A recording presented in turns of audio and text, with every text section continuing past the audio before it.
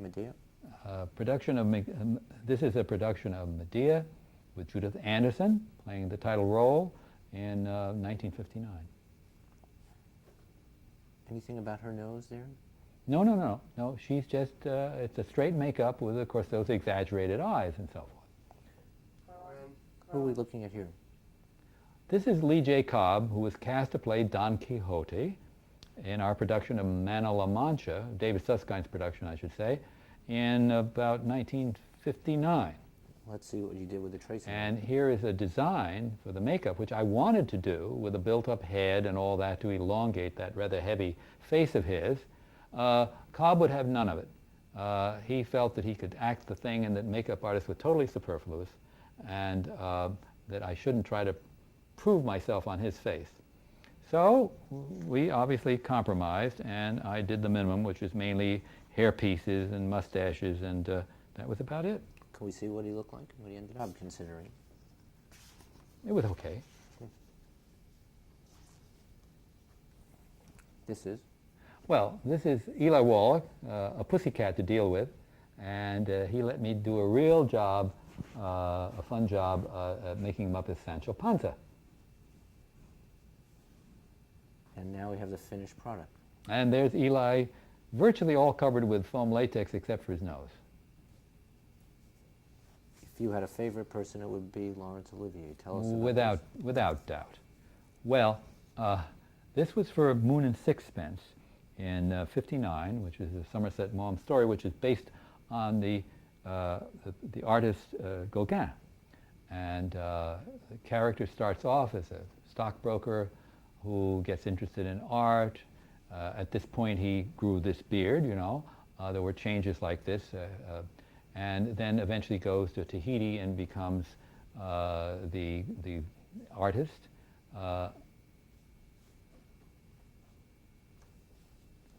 But the really big makeup job comes at the end of the story when our character gets leprosy and eventually succumbs from it.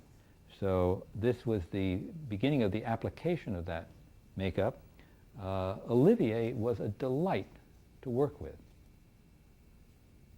With the makeup too, wasn't he? Say that again? He was very pleased with the makeup too, wasn't he? Yeah, Olivier was one of the kindest men and very generous. When I finished this makeup, which was after this horrible long taping, it was 2 or 3 o'clock in the morning when I put it on. We worked all day and night, and I put it on, and he got up, looked in the mirror, and said, "Dick, it does the acting for me." And bless him.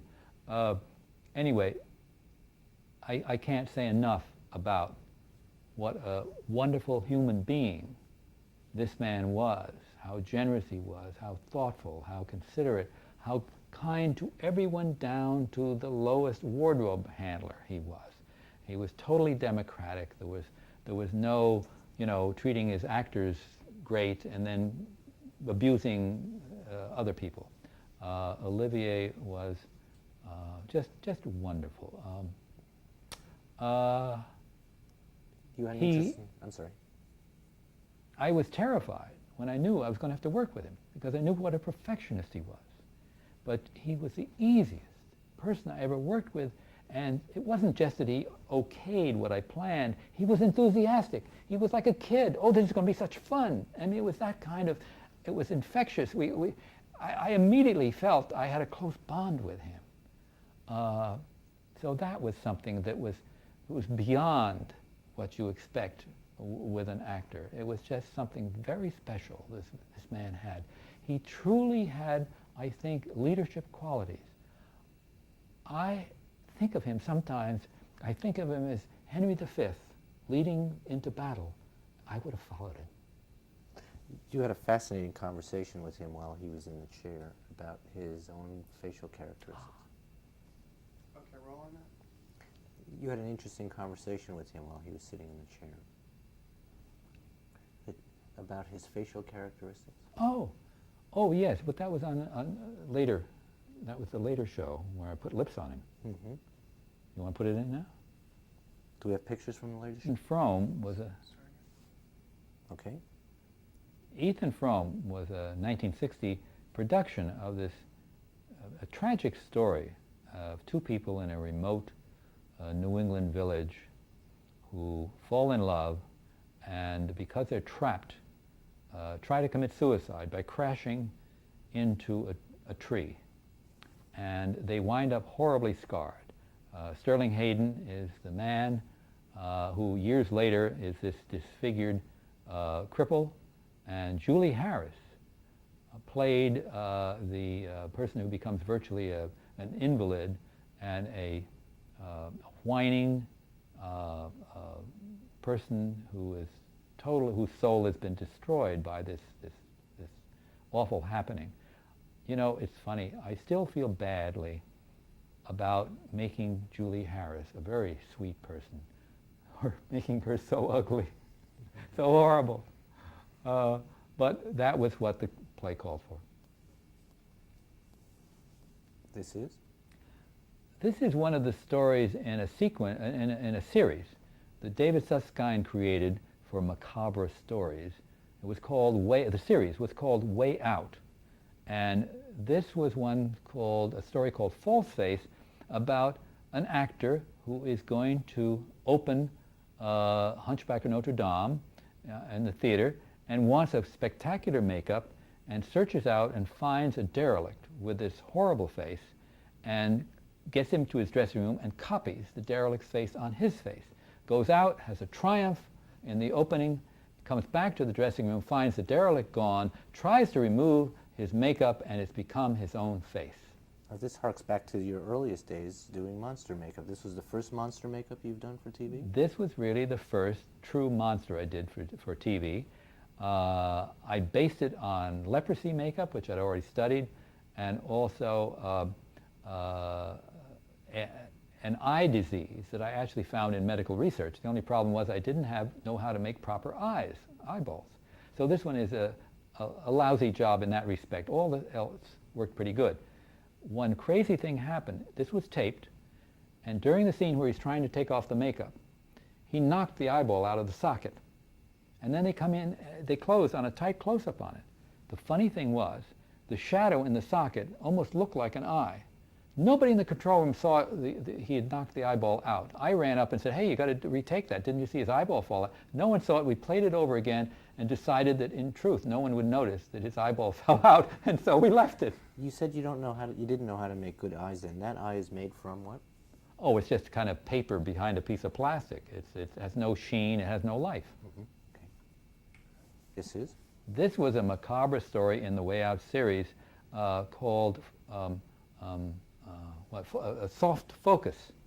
And in this, the actor Barry Morris plays a rather nasty photographer who discovers a magic fluid, a retouching fluid, so that whatever he retouches on a photograph, the subject in the photograph winds up the same way. So he is retouching his wife, making her look hideous and so forth to get rid of her, and accidentally dumps the stuff on his own photograph and wipes out his face. And so what I had to do, what looks like his real face is a sculpted copy of Barry Morris's face. His whole face, his nose was strapped down as best I could tape it. This was virtually a mask that fitted over the whole thing. There's a glass eye, a good eye, in that mask, and he breathed. He couldn't see. He breathed through the opening in the mouth, what was left of the mouth, and there's a hairpiece over it and so forth. So it was something a lot of people remembered, and I have the mask. Tiny. Okay. There's the old mask. Remember, this was done in what, 1961 or something like that? Foam rubber rots. It's amazing this is left at all. I've had it in a box, and it's wrinkled where that thin spot where it wrinkles is where the tip of his nose would be, just underneath there. But basically, there it is. Okay, who are we looking at here? This is Laurence Olivier again, in what was this one? 61? Yes, in 61, and this is Graham Greene's story, The Power and the Glory, about a priest who's pretty much of a failure. And Olivier wanted to look somewhat, since it takes place in Mexico, he wanted to look a little bit Mexican. Well, he said, can I give him fuller lips? He has a very thin mouth, so I did that. It was the first time. I actually glued lips on, and I used spirit gum and so forth. And he was very happy with it. I also widened his nose. I put some pieces in the inner corner of his eyes to make him look slightly kind of oriental, and a wig and all that sort of thing. Watching this with great interest is young Patty Duke, who was in the play, and in the play she befriends him when he's a refugee. He's starving, he's hiding out. She finds him, she gives him a drumstick to eat. And since he's starving, he eats it ravenously. Now, he had to eat it with rubber lips on upper and lower lips, stuck on with spirit gum. I was sure the lips would suffer terribly from this abuse.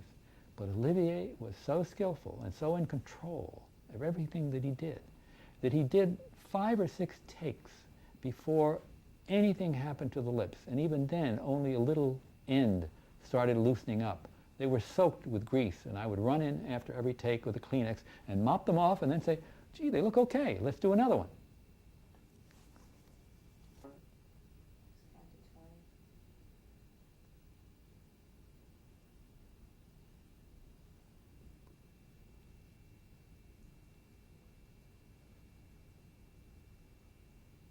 You had another stage of the process here? Well, this is simply the completed makeup, so you can really fully see the lips and the widening of the nose and, you know, the wig and all that sort of thing. He was thrilled with the lips. Tell us about the conversation you had with him about the lips. Okay. Tell us about the conversation about his lips. Well, he started to kind of complain about the fact that he had thin lips, and that his eyes were too deep set, and I think he mentioned something else, and I was stunned. And I said, Larry, you don't like your face? I don't believe this. You're not, you know, complaining about your face like so many people. Well, he backed off. And he said, well, I mean, for professional reasons, these are disadvantages, you know, having such a... But I said, okay. What if you had your druthers, what actor would you like to look like, you know? And he thought a minute, and then he said, Gary Cooper, which was fascinating to me. And I said, Gary Cooper? He said, yes. He said, you know, he didn't use much expression. He underplayed a great deal. But you know, he said it was, when he smiled, it was wonderful.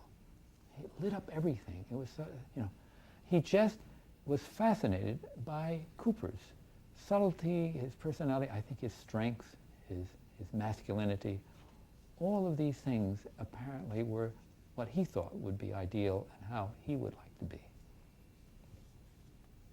Okay, who is this here? Dustin Hoffman, in a rather crude, cheap aging job in a crude, cheap TV production called Star Wagon, which had a lot of aging in it. And it was really the first attempt, I think, to shoot a drama, a television drama, with television equipment on a location. And it had very large technical and logistics problems, and so was not a great success. But it was my first time of working with Dustin Hoffman, and it led to other work with him. Okay. This is? All right. Well, here we are with one of my favorite actors and favorite makeups, which is Hal Holbrook as Mark Twain in Mark Twain Tonight, a wonderful television special in 1967, for which, incidentally, I got my first and only Emmy. It's a complete makeup. I mean, he's all covered with foam latex, the jowls, the chin, the nose, and the forehead and the hands. And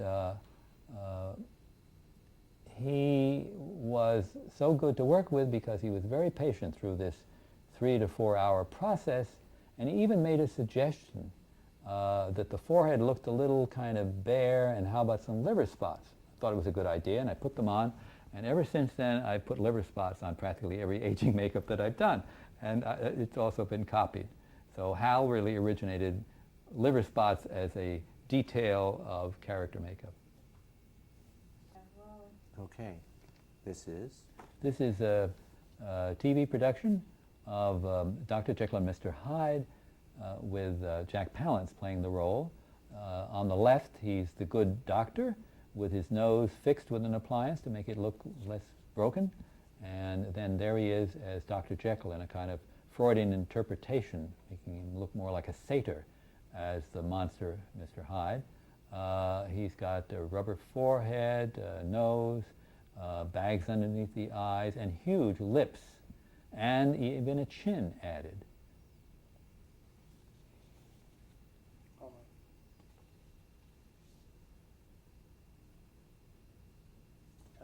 Next association with Dustin.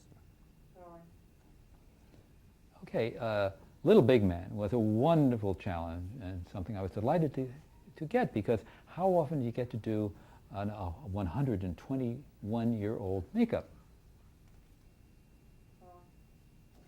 There's the completed makeup. It took about 5 hours to put on, took me like 7 weeks to prepare, and I'm very proud of that one. It still holds up pretty well. You kind of have to guess what a 120-year-old person looks like, don't you? Well, of course, yes. I've also had to do an 150-year-old one, and it doesn't look much different. Okay. That's Ed Flanders in 1976, a David Susskind production of Harry Truman Plain Speaking. He's got a nose tip, and he's got jowls and things added on. His hair has been bleached white, and he has a little hairpiece added to that. One of the tricky things we did was with the eyeglasses. You notice they have a real magnifying effect, as Harry's did, and we did that. We made glasses like that, but so Flanders could see properly, we gave him contact lenses which neutralized the magnification of the glasses he was wearing. This is a TV production in 1971 of Harriet, a biography of Harriet Beecher Stowe, who wrote Uncle Tom's Cabin. Here's Kitty Wynne as Harriet in her youth. Next stage. Middle-aged Harriet. And older Harriet. And Harriet is a little old lady. The problem with her was we didn't have the budget to give her contact lenses. She's got those dark button-like eyes, and they really make the makeup not 100%. Somebody's been in an accident here. Well, that's actually a TV production of Arsenic and Old Lace in 1968 with Fred Gwynne playing, what was his name, Jonathan Brewster, the Karloff-like menace in Arsenic and Old Lace. And I had fun making Fred look really serious and not like a funny Karloff. I had to widen his face and temples quite a lot because he has such a narrow face. He is was a great, fun, wonderful person. And I regret very much he's gone. And one of the great Frankenstein monsters of all time is Fred Munster. Well, in a way, yes. Okay, we're looking at? We're looking at Gene Simmons being aged for a production in 1967. It was called Soldier in Love. It was really about the ancestors of Churchill, the Duke and Duchess of Marlborough, and it covered their lives. The Duke was played by Keith Michell, famous English actor, and he had to have a tremendous aging makeup. So did Claire Bloom, who played Queen Anne and was also aged. So it was a big makeup job.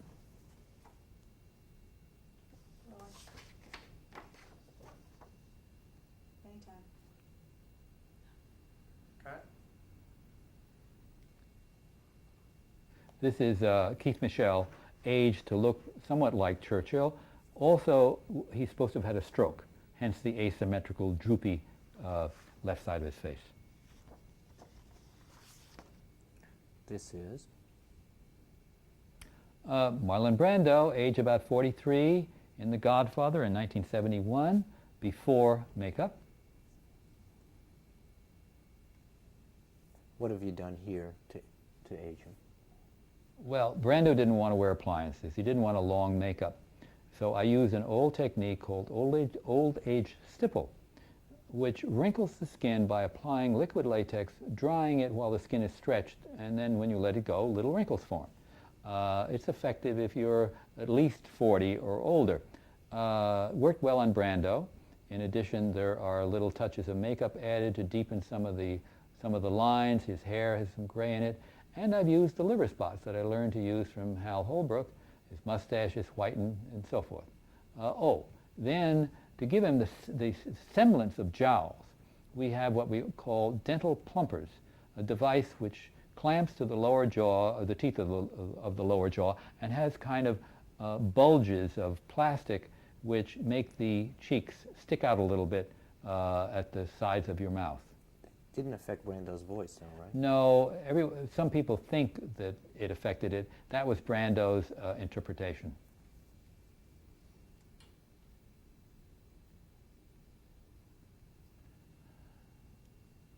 And cut. Tell us about her. Actually, there were many makeups for Linda Blair as the demon, and this is just one of the stages. It kept getting worse or less or one thing or another. So this is a shot off one of the frames. I don't remember exactly where this particular apparition occurred. You can see a little green from the corner of her mouth, so it must be after the vomiting scene. What is that around her cheeks? What have you done there? Well, there are appliances, small appliances, that give those puffy scars or cuts or wounds on various parts of her face. I placed them as strategically as possible to try to take away from some of the roundness of her face. It's not exactly successful here, certainly from that angle. Some places it look better than others. What about the eyes? The eyes, yes, she's wearing her contacts there. We had various contacts, but we wound up only using one pair when she became, advanced, possessed, and because the more subtle ones just didn't register. So these were her kind of green contacts, and they did help. When? This is the Linda Blair's duplicate, the dummy with the head that rotates backwards, made up with her early makeup, because the dummy was used twice, so I had to change the makeup to suit the scene. Can you say that? Okay, this is? Well, there you get a closer shot of the head for her first rotation scene. There is a line where her head meets her neck. We tried to camouflage it as much as possible by, wrapping hair around it. Okay. This is Max's makeup. Max was actually a young man of about 43 or 44 at the time, and I used appliances on both sides of his face, on his chin, on his upper lip. I put stipple around his eyes and his neck and so forth. His hair was carefully whitened. It took about 3 hours to make him up each time. A lot of people thought that Max was not wearing makeup. They thought he was just an old guy. This is in the movie The Exorcist? Yes. Cut. Actually, just say it wild. All right. This is Max in The Exorcist. Take two. This is Max von Sydow playing Father Merrin in The Exorcist. You've really come full circle here with your Lincoln makeup. Yeah, here's my dear friend Hal Holbrook, who I made up as Mark Twain. Here he is as Abe Lincoln in the TV series North and South. Done in 1985? In 1985, and of course he has appliances on his forehead, on his nose, on his cheeks, on his upper lip, and of course there's that big Lincoln lower lip, and the ears also, and of course a wig and beard. This is? Well, this is probably my favorite, well, not my favorite makeup, but one of them certainly, and it's F. Murray Abraham in the 1983 production of Amadeus, and of course he played Salieri both as a middle-aged man and as an old guy telling the story, and this is the old age makeup, which is, took about 4 hours. He has contact lenses. He has, everything there is foam latex except his nose. What to tell him about that? How many months did it? How many months did it take you to develop this makeup for Abraham? It was a rather leisurely 2 months. I was not under any particular pressure, and I didn't have any restrictions as far as his appearance goes, because it's hardly known. I don't know if there exist any real portraits of him. Anyway, this was kind of a culmination of all the things I had learned about foam latex and aging makeup over the years. There were a lot of little tricks in here which I originated for other makeups. For instance, the forehead is what we call a donor. It was actually cast from my own wrinkled forehead and transferred in molding, and so that an appliance duplicating it could be made. I've done donors before. I did a tiny wattle on Max von Sydow from my own neck, which I had wrinkled up beforehand. So that was one little trick. He had a lot of liver spots, which you remember came from Hal Holbrook some time before. There were a number of other little technical things which, again, I had learned from previous experiences. So it kind of all wrapped it up into one, and perhaps that made it, to me, even more appropriate that I got an Academy Award for it. The image of Salieri that you eventually used in the movie was based on anybody, if No. not any drawing at all, just your imagination? Just We my might look at- imagination dealing with F. Murray Abraham's own face. How would he age? This is what I was looking for. What would be believable to see on his face as an old guy in an asylum? Okay.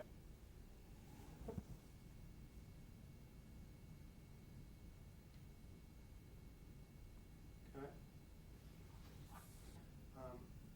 Ask him about the Academy Award. Academy Award is a culmination of 40 years, 30 years in the makeup business? It was 40 years when I got the Academy Award in 1984 for this makeup. And of course it was very welcome, a little belated perhaps. Anyway, I was delighted and honored to have it, of course. The ironic thing about my career, of course, is that much of my work, and some of my very best work, was done before makeup was recognized, first in television and then in films. There was nothing given at all during my entire early television career for makeup. Only when I left NBC did they start giving the Emmy. And it took me a while to collect one for that. And in films, again, there was no Academy Award during The Exorcist or The Godfather, a number of things I did, or Altered States and so forth. And so I was happy to live long enough to finally collect one. Did you think in 1945, when the first day you walked into NBC, that one day you'd win an Academy Award? Of course not. It was the farthest. I mean, I would be less surprised by winning the lottery. I don't bet, so I'd be even more surprising if I won the lottery. But truly, my whole life has been the most unexpected, something that beyond my wildest dreams has happened to me. I am, like Dennis Quaid says in Everybody's All-American, I'm the luckiest man alive.